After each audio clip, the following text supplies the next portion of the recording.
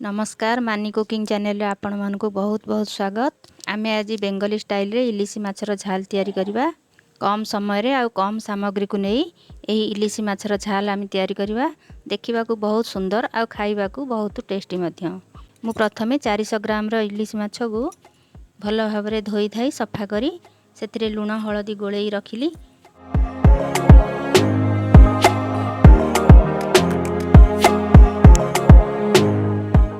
तापरे आमे करेई नबा, करेई रे सोरिष तेल दबा।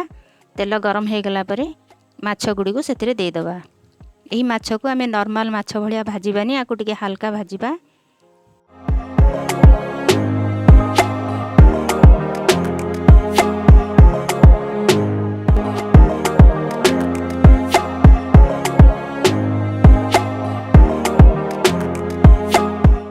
एबे हमर माछ भजा रेडी हो गला।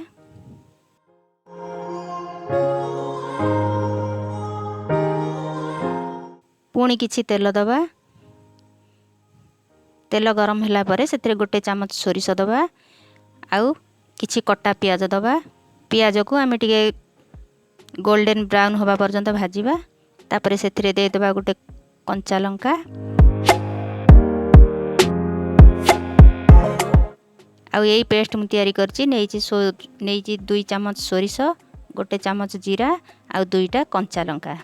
एही इलिसी माछ तरकारी सोरिष टिके बेसी व्यवहार करा जाए। जे जेतिकी राग खाउथिबे से हिसाब रे राग देबे।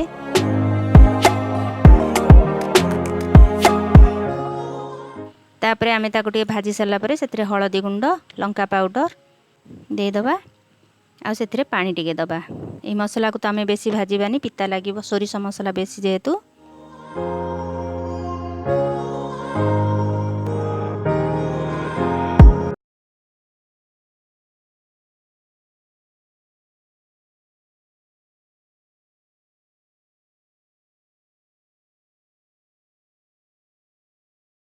पानी देई ताकू आमे फुटीबा को दबा। झोल फुटी गला परे भाजी रखिथिबा माछ को सेथिरे आमे एबे देई दबा।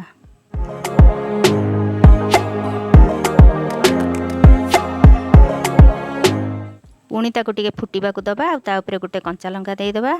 हमर एबे रेडी हे गला इलिसी माछर झाल। आशा करूची आजिर रेसिपीटी आपण मानकु भल लागिवो। रेसिपीटी भल लागिले लाइक टे करंतु, कमेंट रे कहंतु आपण मानकु केमति लागिला।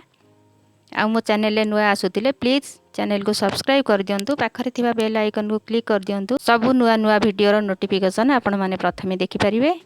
ताहले रहुची पुणी मिसिबा आ गोटे नुआ रेसिपी सहित।